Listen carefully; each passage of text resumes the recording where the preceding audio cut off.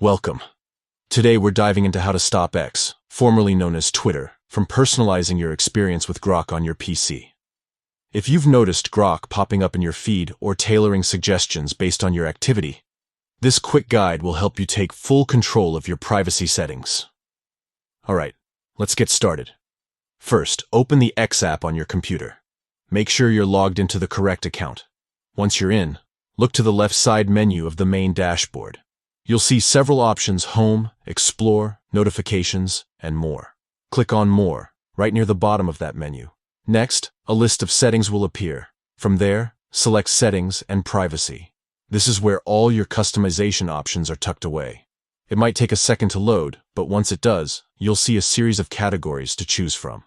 Click on Privacy and Safety. This section controls how your information is used and shared within X. You'll find everything from visibility options to data usage, but today, we're focusing specifically on Grok and third-party interactions. Now, scroll down until you locate Grok and third-party collaborators. Go ahead and click on that.